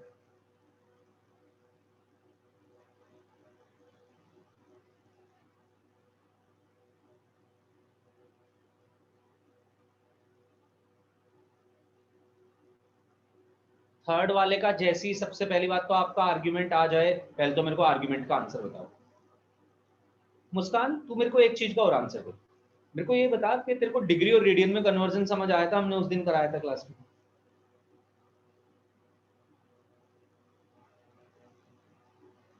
नहीं तो मैं हेलो बता देता सर। हूँ। हाँ जी सर मेरा कनेक्शन चला गया था सर, आप बता सकते हैं आपने क्या बताया सर? tan अल्फा बिल्कुल। इक्वल्स टू √3 के बाद। अच्छा tan alpha is equals to 1/√3 के बाद। तो यस सर, अल्फा की यस। वैल्यू एक तो हमने ये बता दी कि देख अल्फा यहाँ से क्या आया। दिव्यांशु तू भी बता मेरे को ये बात, सभी लोग बताओ मेरे को ये बात जिसको भी यहाँ पे प्रॉब्लम है, राइट। कि पहली बात तो ये बताओ कि क्या आपको डिग्री और रेडियन का कन्वर्जन समझ आया? मतलब Yes, sir. रिस्पॉन्ड कर लो। ओके दिव्यांशु, मुस्कान, वर्णिमा।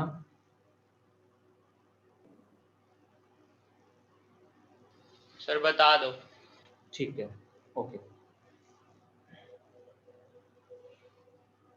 तो guys you need to brush up थोड़ी सी हमारी पुरानी वीडियोस, राइट। उसमें हमने सब चीज़ें डिस्कस करी हुई हैं ऑल दो, बट चलो अब हम सीख ही रहे हैं तो हम दोबारा सीख लेते हैं इसको, बिकॉज दिस इज इम्पॉर्टेंट। तो ये तो आप नोट कर चुके हो ना sir? I can rub this, right?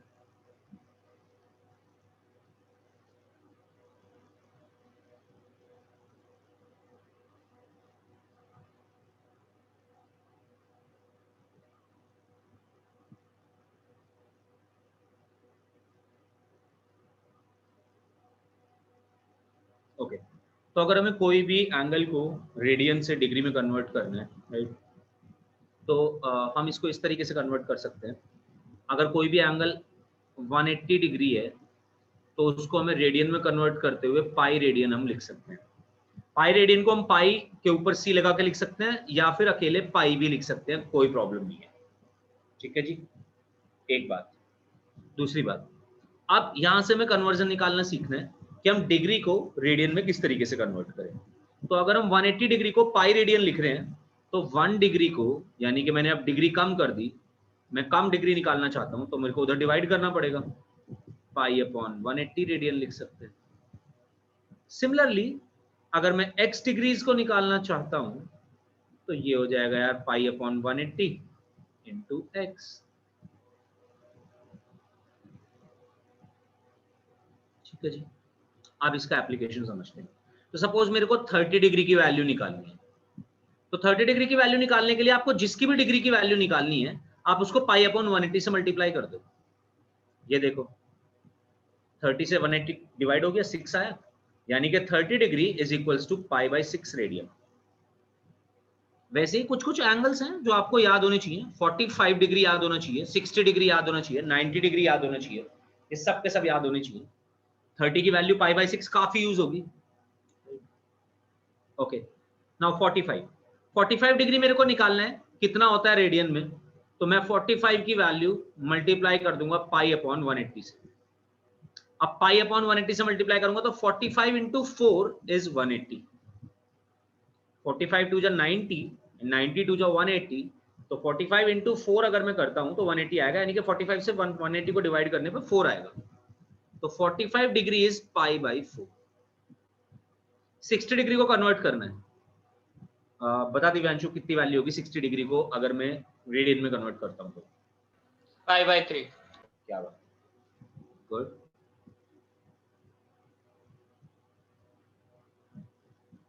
Multiply किया, 60 से 180 कैंसिल होगा, 3 आ जाएगा, यानी कि पाई बाई 3 आंसर आ जाएगा।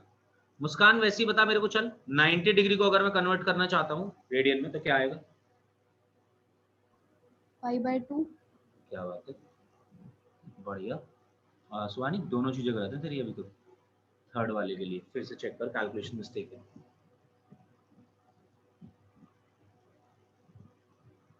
वर्णिमा क्या ये बात समझ आई? Yes, sir. चलो ये तो हुआ डिग्री से रेडियन में कन्वर्जन। अब इससे आगे बढ़ते हैं थोड़ा। तो इसके बाद हमने सीखा किस तरीके से मॉडुलस निकालना है। दिव्यांशु पहले ये बता मेरे को, मॉडुलस निकालने में प्रॉब्लम है क्या?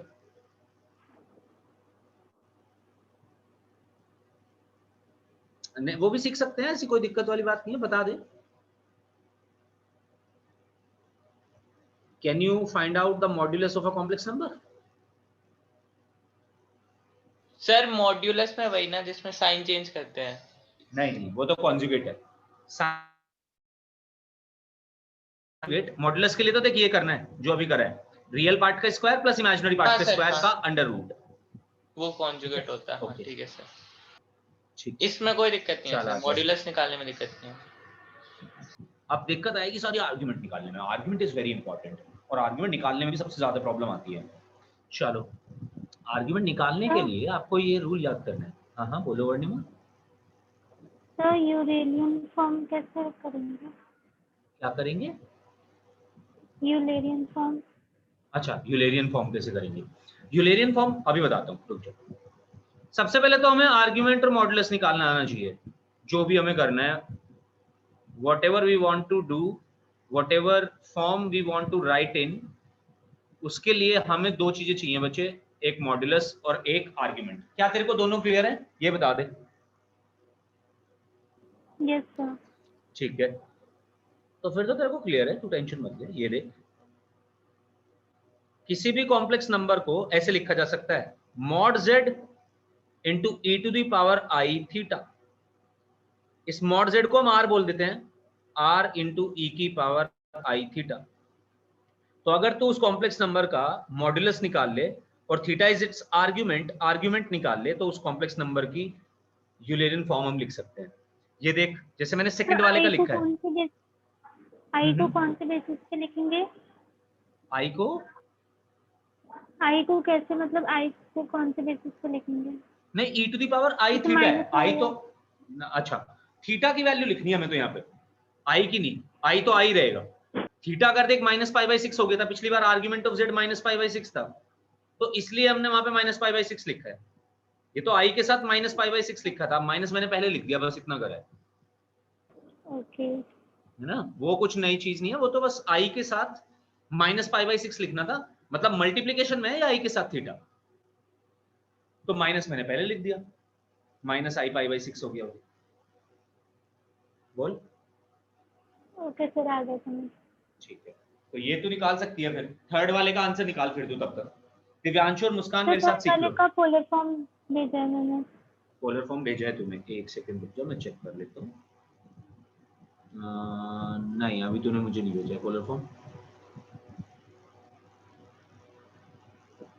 अभी तो मतलब मेरे पास नहीं आया बच्चों। अच्छा जी, चलो अब एक बार ये सीख ले भाई, दिव्यांशु और मुस्कान दोनों लोग दोबारा सीख लो कि हमने किस तरीके से आर्ग्यूमेंट निकालना है। तब तक तू मेरे को आंसर भेज दे वर्णिमा। और सुहानी, तेरा आंसर गलत है तो चेक कर। Okay, so as soon as we identify in which quadrant our complex number is lying, उसके बाद होती है हमारी सारी जद्दोजहद शुरू। जो भी आगे की बातें हैं वो तब शुरू होंगी। अब कैसे करेंगे हम? हमें सबसे पहले तो ये पहचानना है कि भाई कौन से क्वाड्रेंट में हमारा कॉम्प्लेक्स नंबर लाई कर रहा है, जो कि अभी मैंने सिखाया किस तरीके से पहचानना है जी। उसके लिए हमें एक्स कोऑर्डिनेट और वाई कोऑर्डिनेट का साइन देखना है, राइट। तो जैसे कि सेकंड क्वेश्चन मैंने यहाँ पे समझ आ गया। ठीक है, मैंने सेकंड क्वेश्चन देखो यहाँ पे सॉल्व करा हुआ है, मैं उसी समझा देता हूँ दोबारा। तो मैंने देखा कि सेकंड क्वेश्चन में मेरे पास फोर्थ क्वाड्रेंट है। ओके, अगर फोर्थ क्वाड्रेंट है, अच्छा इससे पहले ये और लिख देते हैं।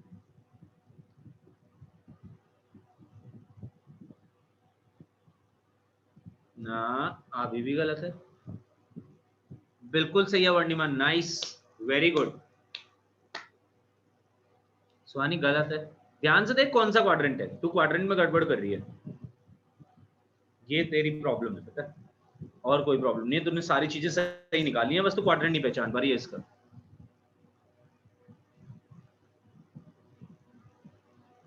अब सुनो भाई मेरी बात, तुम जिसको भी आर्ग्यूमेंट निकालना नहीं आता, कैसे हमें आर्ग्यूमेंट निकालना है। आर्ग्यूमेंट निकालने के लिए first we need to find alpha.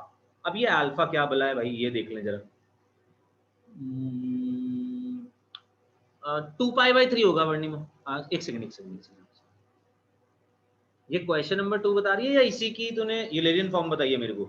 अगर इसी की यूलेरियन फॉर्म बताई है तो देख 2 पाई बाई 3 होना चाहिए था, क्योंकि ऊपर तू ऑलरेडी निकाल चुकी है वर्णिमा। तो तेरे पास हाँ, लिखा मैंने। बस तेरे को समझ आ जानी चाहिए ये बात, मैं इतना चाहता हूँ। और Yes, तूने sir, गलत लिख दिया, समझ कोई आ गई। दिक्कत नहीं। ठीक है। ओके अब तुम लोग समझो मेरे साथ कि आर्गुमेंट कैसे निकालना है। तो आर्गुमेंट के लिए सबसे पहले तो पहचान लिया हमारा क्वाड्रेंट क्या है, फिर हमें निकालना पड़ेगा यार एक चीज अल्फा। अल्फा क्या है, कैसे निकलेगा? अल्फा निकलेगा इस फॉर्मूले से, tan alpha is equals to mod of imaginary part of z divided by mod of real part of z। किसी भी कॉम्प्लेक्स नंबर का अल्फा निकालने के लिए मेरे को ये फॉर्मूला यूज करने का। जैसे कि चलो थर्ड वाले पार्ट पे आते हैं। थर्ड वाला पार्ट है, थर्ड वाले पार्ट में बता मेरे को दिव्यांशु इमेजिनरी पार्ट क्या है? √3। मुस्कान रियल पार्ट क्या है? थर्ड वाले में हाँ -1। -1 राइट। तो मैं इसको ऐसे लिख दूंगा, ये देखो मैं यहीं पे लिखता जा रहा हूँ, ऊपर वाला रफ कर, ये हम रफ कर लिख चुके हैं ऑलरेडी, नोट कर चुके हैं, मतलब समझ भी आ गया हमें, और हमने पहले भी लिखा हुआ है, और ये भी नोट कर रहा हूँ यार, मतलब ये भी हटा रहा हूँ मैं, इसको नीचे लिख देता हूँ। ये है जिसकी कैलकुलेशन हम कर रहे हैं, वो ये है। चलो जी, तो √3 का मोड, पॉजिटिव का मोड तो पॉजिटिव ही होता है, और -1 का मोड। आप 2-3 बार ये काम कर लोगे तो जो मैंने अभी बताया आपको ये बात समझ आ जाएगी। आपको साइन से लेने देने का नहीं है, यहाँ पे मॉड ले रहे हैं यार, मॉड ले रहे हैं तो मतलब साइन से कोई मतलब नहीं है, हमें बस डायरेक्टली अपना ये देखना है कि वैल्यू क्या दी हुई है। तो मैंने देखा √3 का मोड √3 आएगा, -1 का मोड 1 आएगा, आंसर आ गया √3। अल्फा की क्या वैल्यू होनी चाहिए दिव्यांशु? tan अल्फा √3 है। क्या रखूं मैं इस एंगल को? 60 डिग्री। और 60 को मैं रेडियन में कैसे लिख सकता हूँ? सर π/3। π/3 क्या होता है? ठीक है जी। अब मेरे को ये बताओ जरा, ये जो कॉम्प्लेक्स नंबर है, मुस्कान बताएगी ये बात, ये कौन से क्वाड्रेंट में लाई कर रहा है? -1 + √3i।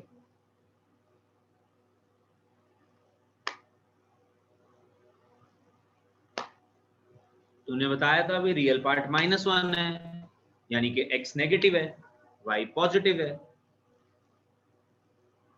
सेकंड क्वाड्रेंट में अब जैसे आप ये पता कर लोगे, तो मैं आपसे क्यों पूछ रहा हूँ, पहली बात तो ये समझो, बार बार जो हम क्वाड्रेंट निकाल रहे हैं क्यों निकाल रहे हैं? ये इसलिए निकाल रहे हैं क्योंकि हमें इनमें से चारों में से कोई सा ना कोई सा एक फॉर्मूला यूज करना पड़ेगा, तब हमारा आर्गुमेंट ऑफ z निकलेगा। जिस क्वाड्रेंट में उसी क्वाड्रेंट का फॉर्मूला यूज करेंगे, और ये समझ लो अगर सेकंड क्वाड्रेंट में हमारा कॉम्प्लेक्स नंबर लाई कर रहा है तो उसके आर्गुमेंट की वैल्यू ऐसे निकलेगी पाई माइनस अल्फा। अल्फा हमारे पास ऑलरेडी है विच इज π/3। तो इस कॉम्प्लेक्स नंबर का आर्गुमेंट जो आएगा वो आएगा 3π - π 2π/3। सुहानी तेरे को गलती समझ आई अपनी? Yes sir. तूने फोर्थ क्वाड्रेंट मान लिया वो, राइट? हाँ, मैं सेकंड को 4 में कर रही थी। बिल्कुल बिल्कुल, कोई दिक्कत नहीं है, बट ऐसी बस में गलतियां छोटी छोटी होती रहेंगी। अब हमें इंप्रूव करते जाना है, इनको समझते जाना है कि हम कहाँ गड़बड़ कर रहे हैं। ओके, अब देखो यार, हमारे पास जैसे आ गया मॉड्यूलस, जैसे आ गया आर्ग्यूमेंट, हमने निकाल दिया कॉम्प्लेक्स नंबर। कॉम्प्लेक्स नंबर की वैल्यू जो बनेगी, यानी कि उसकी पोलर फॉर्म जो बनेगी, तो ओरिजिनल कॉम्प्लेक्स नंबर था, पॉइंट फॉर्म में था ये -1 + √3i। अगर इसी चीज को मैं पोलर फॉर्म में लिखना चाहता हूं तो मॉड्यूलस क्या था? मॉड्यूलस था 2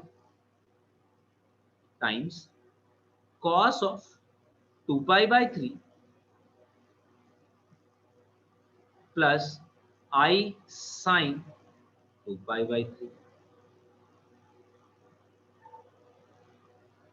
ये तो हुई इसकी पोलर फॉर्म। अब अगर इसकी मेरे को लिखनी है Eulerian form, sir Eulerian form के लिए हाँ सर मुझे एक चीज पूछनी थी सर, जब हमने π/3 कैलकुलेट कर लिया, उसके बाद हमने ये आइडेंटिफाई कर लिया सर सेकंड क्वाड्रेंट में, सर उसके बाद हमने क्या किया? उसके बाद हमने ये किया, देख उसके बाद हमने ये फॉर्मूला अप्लाई करा। ये जो फॉर्मूले लिखे हुए ना चार, ये चारों क्वाड्रेंट के हिसाब से लिखे हुए हैं। Yes sir. ये है फॉर्मूले टू कैलकुलेट आर्गुमेंट। आपकी आर्गुमेंट की वैल्यू अल्फा के बराबर नहीं होगी। आर्गुमेंट की वैल्यू निकालने के लिए हमें पहले निकालना पड़ेगा अल्फा, एंड आफ्टर अल्फा हमें कोई सा ना कोई सा एक फॉर्मूला यूज करना पड़ेगा इन चारों में से, ये जो लिखे हुए थे according to the quadrant given जो भी है। तो सेकंड क्वाड्रेंट में अगर हमारा कॉम्प्लेक्स नंबर है तो मैं आंसर दूंगा आर्गुमेंट का पाई माइनस अल्फा की तरह, जो कि मैंने यहाँ पे लिया भी है, ये लिया पाई माइनस अल्फा। Yes sir. बस यही हमें ध्यान देना है आर्गुमेंट निकालने के लिए। फिर हमें इन चारों में से कोई सा एक फॉर्मूला लिखना पड़ेगा। तुम इसे नोट डाउन कर सकते हो, वैसे तुमने लिखा होगा ये पुराना, या तुम्हारी पता नहीं, मुझे लग रहा है कि कुछ क्लासेस में हमारा उल्टा पुल्टा होगी क्लासेस कुछ ना, तो इसलिए तुम्हें शायद ये चीज, बट आज जाके रिवाइज करना इस टॉपिक को सही से, क्योंकि ये सबसे इंपॉर्टेंट चीज है। देखो मॉड्यूलस और आर्गुमेंट निकालना, ऑल्दो अभी आप सीख चुके हो, आपको बस इस चीज की प्रैक्टिस की जरूरत है, और आपको ढेर सारे क्वेश्चन मिलेंगे पोलर फॉर्म में कन्वर्ट करने के लिए। इनफैक्ट मैं आज ही बता दे रहा हूँ, यूलेरियन फॉर्म तो आपके सिलेबस में नहीं है स्कूल में, ये तो सिर्फ जेई के सिलेबस में है, बट पोलर फॉर्म आपके स्कूल के सिलेबस में भी है, और आपको ढेर सारे क्वेश्चन मिलेंगे पोलर फॉर्म में कन्वर्ट करने के। इनफैक्ट एक क्वेश्चन आपका कंफर्म है, आपके स्कूल एग्जामिनेशन में आपसे पूछा जाएगा पोलर फॉर्म कैलकुलेट करने के लिए, ठीक है। तो आज जाके हमें मॉड्यूलस, आर्गुमेंट एंड कॉन्जुगेट तो बहुत आसान है निकालना ऑल्दो, पर फिर वो भी सीख लेना, बट मॉड्यूलस और आर्गुमेंट निकालने हैं बहुत सारे कॉम्प्लेक्स नंबर के, दिए गए हैं आपको बहुत सारे एग्जांपल्स इस तरीके के, जहां पे आपको मॉड्यूलस और आर्गुमेंट निकालने हैं, वो असाइनमेंट कंप्लीट करना है। साथ साथ पोलर फॉर्म वाला असाइनमेंट भी कंप्लीट करना है, जिसमें आपको किसी भी कॉम्प्लेक्स नंबर को पोलर फॉर्म में कन्वर्ट करना होगा, और अगर आपने पोलर फॉर्म में कन्वर्ट कर लिया तो ऑब्वियसली आपने यूलेरियन फॉर्म में तो कन्वर्ट कर ही लिया, जैसे कि मैं इस कॉम्प्लेक्स नंबर को यूलेरियन फॉर्म में कन्वर्ट करके दिखाने वाला हूँ। बिल्कुल दे रहा हूँ आयुष, एक नहीं जो देने पड़ेंगे अब तो मुझे। सर 2 ब्रैकेट में cos थीटा 2π/3 है प्लस i sin थीटा 2π/3 है, ये हमारा सर आर्गुमेंट है, ये 2π/3 हमारा आर्गुमेंट है, यस सर। हाँ, और ये 2 हमारा पोलर मॉड्यूलस है, और ये पूरी की पूरी polar form. Exactly sir, actually मेरी क्लासेस मिस हुई थी ना, इसलिए मुझे इतना अच्छे से समझ नहीं आ रहा है। कोई दिक्कत नहीं है, मैं समझ गया था ये बात कि तुम्हारा ये कॉन्सेप्ट क्लियर नहीं है, वही मैं मुस्कान का भी समझ गया था। मुस्कान मुझसे बात ही नहीं करती है, मैं पूछता रहता हूँ इससे, इसीलिए मैं पूछता हूँ, मेरे को पता है कि कहीं ना कहीं गड़बड़ हो सकती है, नहीं आएंगी चीजें समझ, तो मुझसे बता दो, बट कोई दिक्कत नहीं है, आप आज भी बता दिया, ये भी बहुत बड़ी बात है। मुस्कान तो आज बात ही कर रही है, ये मतलब वो बात ही नहीं करती है लड़की, कहाँ गायब रहती है पता नहीं।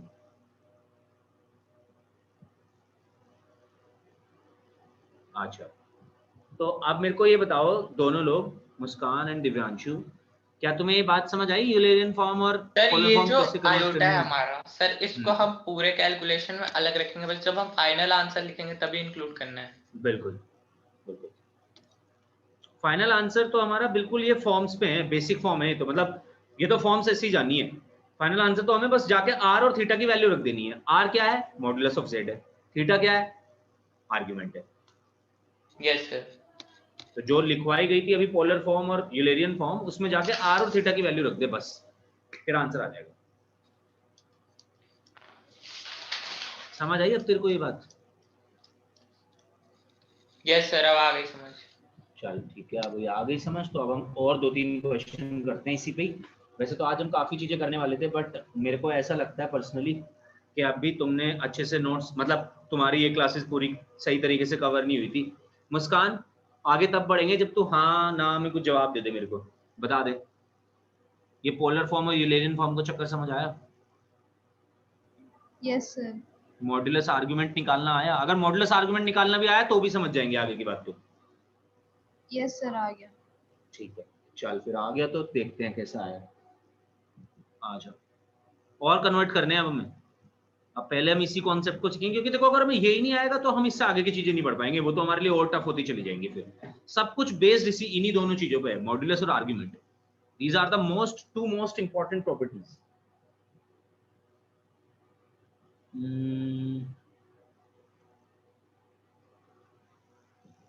क्वेश्चन वही है, convert the given point form into polar form and Eulerian form. और पार्ट्स दे रहा हूं, 2-3 पार्ट्स हैं इस बार फिर से। फर्स्ट इज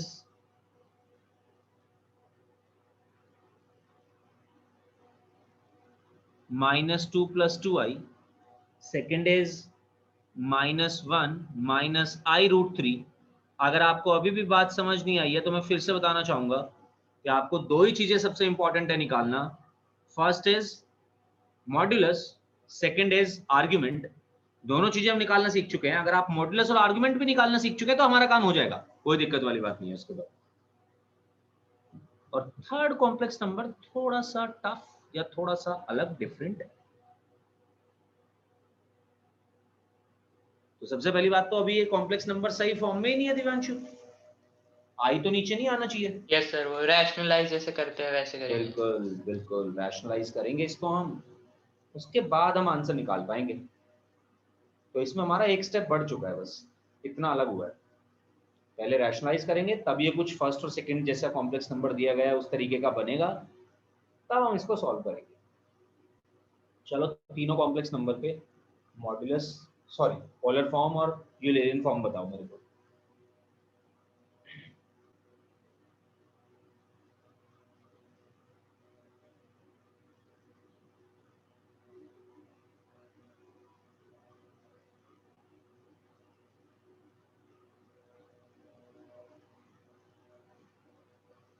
ध्यान से देखते हुए कौन कौन से क्वाड्रेंट में, ये गलतियां बहुत होती हैं, हर बार होती हैं, सबसे होती है, मतलब मम्मी से नहीं होनी, सिर्फ सबसे होती है।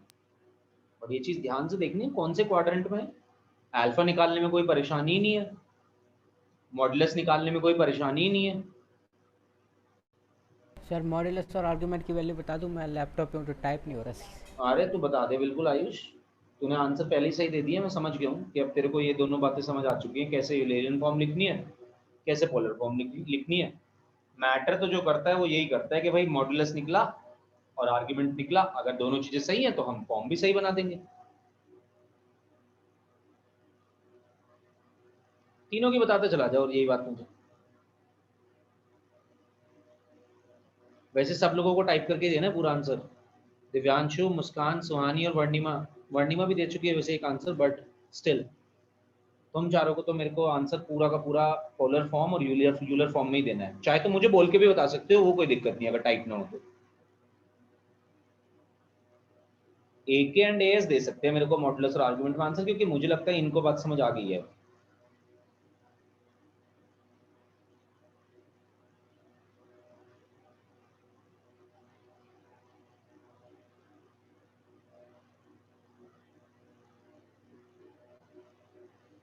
बात तो तुम्हें भी समझ आ गई है, वो द पॉइंट इज कि तुम एक बारी मेरे को बस ऐसे लिख के दिखा दोगे आंसर, तो मेरे को तसल्ली हो जाएगी कि हाँ भाई तुम अब सीख चुके हो, अब तुम गड़बड़ नहीं करोगे इसमें।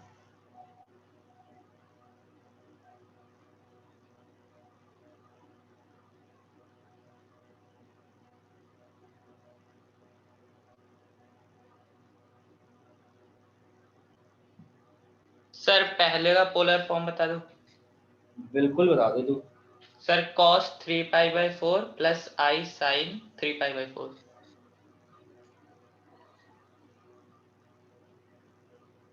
अच्छा, मॉडुलस जेड नहीं निकाले, ये तो तूने बिल्कुल सही निकाला है, गुड, वेरी गुड। आर्ग्यूमेंट तेरा बिल्कुल करेक्ट है, बट मॉडुलस भी तो निकालना पड़ेगा। ये देख बाहर हमने 2 से भी तो मल्टीप्लाई करा हुआ था इसको। सर वो तो 1 आ रहा है ना, 45 डिग्री हो रहा है, तो वो तो 1 है, तो 1 तो 1 ही रह तो वो जाएगा। आर्ग्यूमेंट है। तो मतलब वो लिखना पड़ेगा। नहीं नहीं, वो आर्ग्यूमेंट है, मॉडुलस तो ऐसे निकलेगा, ऐसे देख, ये देख, मतलब मॉडुलस निकालने के लिए तेरे को करना पड़ेगा √(-2) का होल अच्छा स्क्वायर। हाँ सर, √8 जो आया शुरू में वो लिखना होगा ना। एग्जैक्टली। और √8 को सिंप्लीफाई करेंगे तो क्या लिख सकते हैं? सर 2√2। 2√2, बिल्कुल सही बात। तो बात 2√2 लिख। Yes sir. सही बात है सुहानी, तूने बिल्कुल सही बोला है। अब उसको अब तो सही से कैलकुलेट कर सकती है। सही है कि वर्णिमा बिल्कुल सही है, गुड गुड गाइस। मुस्कान कहाँ तक पहुंची है बता मेरे को, क्या तूने मॉड जेड निकाल लिया, ये बता, मतलब मॉडुलस निकाल लिया इस कॉम्प्लेक्स नंबर के।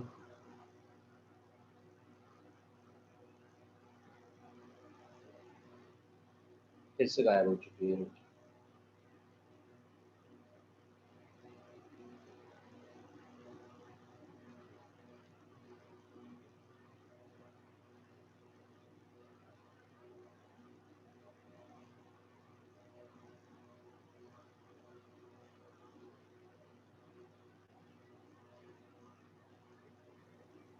सर √8। √8 बिल्कुल सही बात है। और आर्ग्यूमेंट भी निकला, जैसे निकले मेरे को बताइयो। वर्णिमा बिल्कुल करेक्ट है, वेरी गुड बच्चे।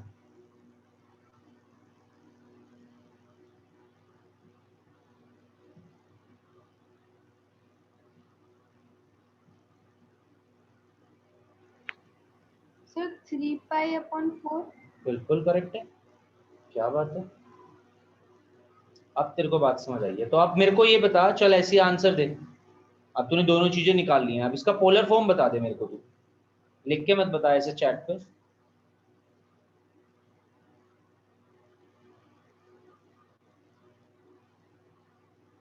ऊपर जाके दोबारा पोलर फॉर्म पढ़। पोलर फॉर्म में हमें क्या क्या चीजें चाहिए थी? 2 ही चीजें चाहिए थी। बाहर लिखते हैं हम मॉड्यूलस, बोल तू बोल, और फिर अंदर आर्ग्यूमेंट। तो ऐसे देना है, देख ये दे, देख ये लिखा हुआ है ना। बस तेरे पास पता है क्या चेंज होगा, एक तो बाहर कुछ अलग वैल्यू आ रही होगी जिस पे मैंने देखी गोला बनाया हुआ है, सर्कल करा हुआ है जिस वैल्यू को मैंने, ये तेरी √8 है, क्योंकि इस कॉम्प्लेक्स नंबर का मॉडुलस √8 है। और वैसे ही देख अंदर जो है ये 2π/3 जो लिखा हुआ है, यहाँ पे 3π/4 आना चाहिए। Yes sir. तो फाइनल आंसर जो बनेगा बच्चा वो ये बनेगा √8, या √8 को मैं ऐसे भी लिख सकता हूँ 2√2 cos 3π/4 प्लस i sin 3π/4। अगर आप इसका चैट पे आंसर लिखना चाहते हैं, sorry to inform you so late, but आप इसका आंसर ऐसे भी दे सकते थे मेरे को, 2√2 sis 3π/4 cos theta plus i sin theta को sis लिख देते हैं शॉर्ट फॉर्म में, जो अभी हमने बताया भी था। आप करेक्ट है, वेरी गुड सुहानी। इतना लोड मत ले, तू मेरे को ऐसे बता दियो डायरेक्ट, कोई नहीं, चैट के बिना ही बता दे, बहुत बड़ा हो जाएगा आंसर लिखना। तो इतने डिफिकल्ट प्रोसेस से नहीं जाना है, तो मेरे को ऐसे ही बता दे।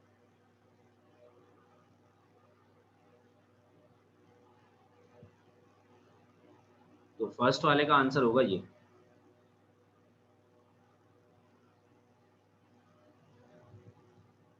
करेक्ट है, गुड, बट मैं समझ गया तेरी बात सुहानी, तेरे को बात समझ आ गई है। अच्छा बाय द वे, अगर मेरे को इसका वो लिखना होता, देखो अब मैं इसका यूलेरियन फॉर्म भी लिख देता हूँ साइड बाय साइड।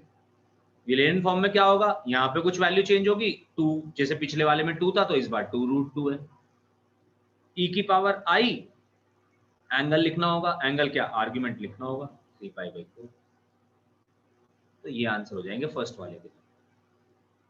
सिमिलरली अब आपको सेकंड वाला फाइंड आउट करना है, but you guys are going good, तुम्हें बात समझ आने लगी है।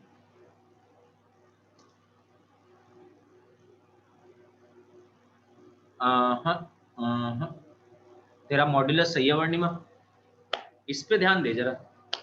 अच्छा मुझे ये बता, कौन सा क्वाड्रेंट है सेकंड वाला, मतलब सेकंड कॉम्प्लेक्स नंबर? थर्ड। अब लगा फॉर्मूला, देख तूने फॉर्मूला गलत लगाया हुआ है। कैलकुलेट तूने अल्फा, तूने कैलकुलेट सही करा है, मैं बता दूं तेरे को, तूने अल्फा बिल्कुल सही कैलकुलेट करा है, बट तूने फॉर्मूला गलत लगाया, इसलिए तेरा आर्गुमेंट गलत आ रहा है।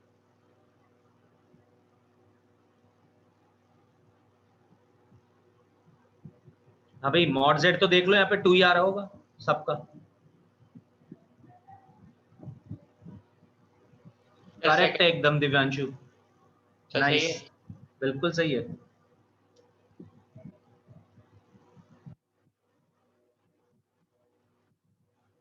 पता पहचान क्या है कि सही है तुम्हारा आंसर या गलत क्या है, मतलब गलत है।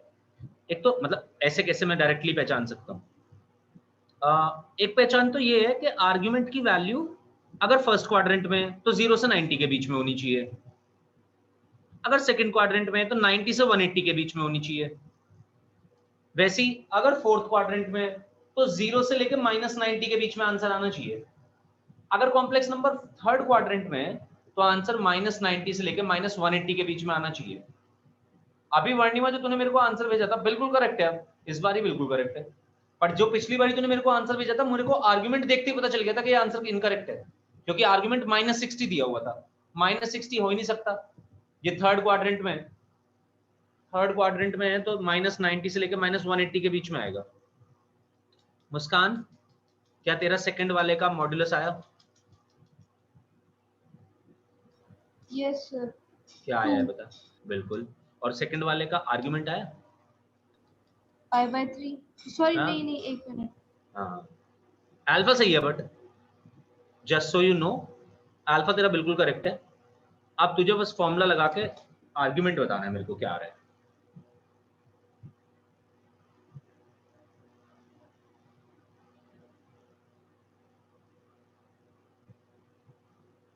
करेक्ट है सुहानी,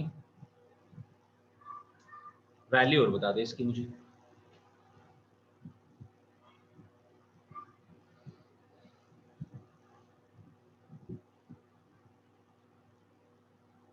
सर आयोटा स्क्वायर 1 होता है ना? बिल्कुल नहीं, -1। सर -2π/3। बिल्कुल, क्या बात है।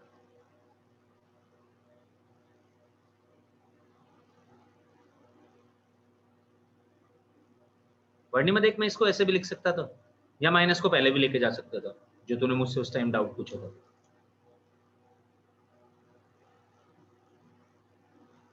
वैसे तूने इस बार मेरे को सही दिया आंसर, बट इसे ऐसे मत सोचियो ये i माइनस लिखा हुआ है। नहीं नहीं नहीं नहीं नहीं, नहीं। ये मल्टीप्लीकेशन में ही है पूरा, i इंटू -2π/3।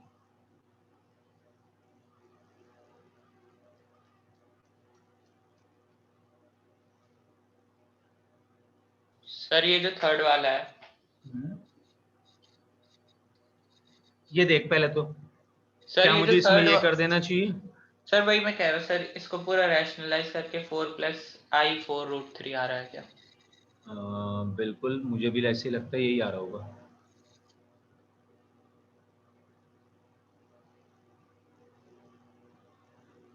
देखो z इंटू जेड कॉन्जुगेट ही तो कर रहे हैं ये हम, और z इंटू जेड कॉन्जुगेट तो मॉड z स्क्वायर होता ही है। मॉडुलस की प्रॉपर्टीज पढ़ी हैं अभी हमने। तो हमने जब इसको सॉल्व करा तो ये बनेगा i²√3 का स्क्वायर यानी कि 3। तो हम डायरेक्टली बिना सोचे समझे इसको ये भी कर सकते हैं, रियल पार्ट का स्क्वायर प्लस इमेजिनरी पार्ट का स्क्वायर। देख लो वही बनेगा, ये 4 बन जाएगा, प्लस हो जाएगा, या स्क्वायर को अगर मैं हटाऊं तो प्लस आ जाएगा नीचे।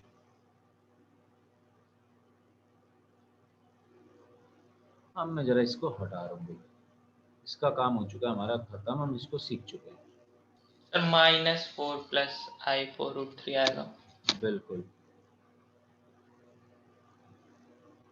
तो सबसे पहले तो मैं ये काम करना चाहिए था यहाँ तक। सबसे पहले हमको ये रैशनलाइज करना पड़ेगा।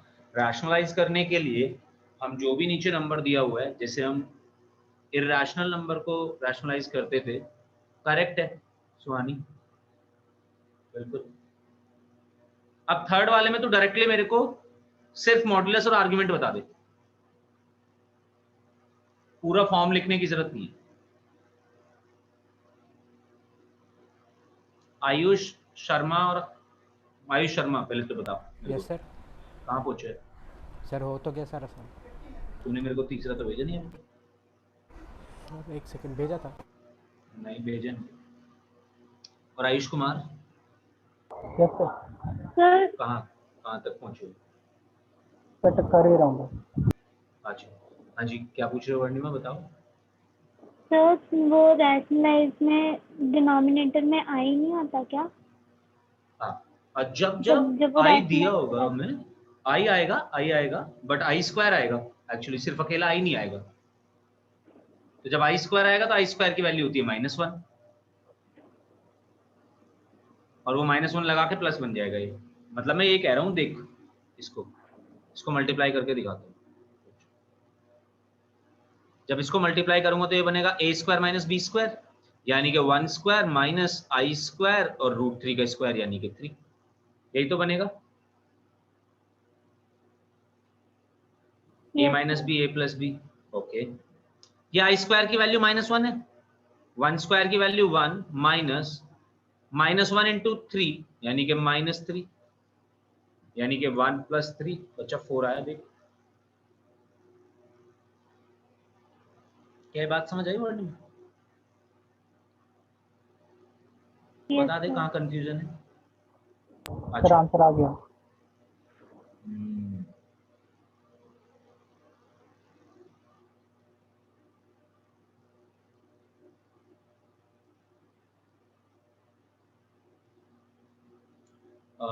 सुहानी पहली बात तो तेरा आंसर बिल्कुल सही है। और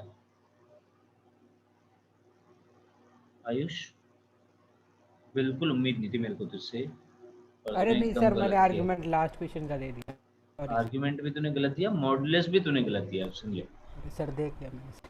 चेक कर। एक ए कहाँ हो भैया?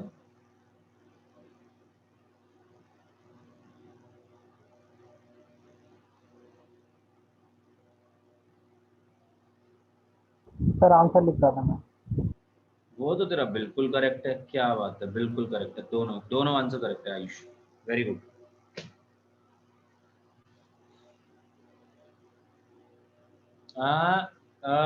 दिव्यांशु कौन सा क्वाड्रेंट है कॉम्प्लेक्स नंबर का? सर -x+y था ना? हाँ -x+y था सर बिल्कुल। सेकंड क्वाड्रेंट होगा। सेकंड क्वाड्रेंट होगा, तो फिर से कैलकुलेट करिए जरा। अल्फा तूने सही निकाला है बाय द वे, मॉडुलस भी तूने सही निकाला है। आर्गुमेंट ऑफ जेड में तूने गड़बड़ करी है। हाँ मुस्कान बोल दे। सर अल्फा क्या है? अल्फा वही 10 अल्फा जो हम पहले निकालते हैं, जिसमें हम पॉजिटिव पॉजिटिव वैल्यूज लेते हैं दोनों की। सर अल्फा क्या आया है इस वाले? अच्छा अल्फा क्या आया अरे है? इसमें पाई माइनस अल्फा होगा ना? तू बता मेरे को। हाँ बिल्कुल, हाँ ठीक है पाई सर। बाई 3 आया है मुस्कान। तेरा क्या है बताओ?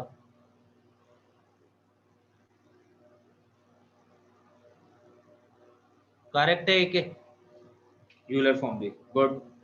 अब आज पूरा असाइनमेंट मिल चुका होगा, मिल जाएगा, अगर नहीं मिला है तो वो कंप्लीट कर दियो, ठीक है? जा सकता है अभी, करेक्ट है। No Suhani, no not argument, ये नहीं है, अल्फा ये है। चलो अभी हमारा कॉम्प्लेक्स नंबर तो हमारे सामने आ ही चुका है। अगर मैं इसका मॉडुलस निकालूंगा तो मॉडुलस निकाल लेता हूं सबसे पहले। तो मान लिया मैंने ये z था, तो मॉडुलस ऑफ z क्या आएगा? -4 का स्क्वायर यानी कि 16, और 4√3 का स्क्वायर। 4√3 का स्क्वायर करेंगे तो 4 का स्क्वायर बनेगा 16, √3 का स्क्वायर बनेगा 3। 16 3 जा सर 48। सर इसमें तो बस साइन चेंज हो रहा है मेन आंसर में। हाँ आप सही मतलब है। हाँ हाँ आप सही है, करेक्ट है।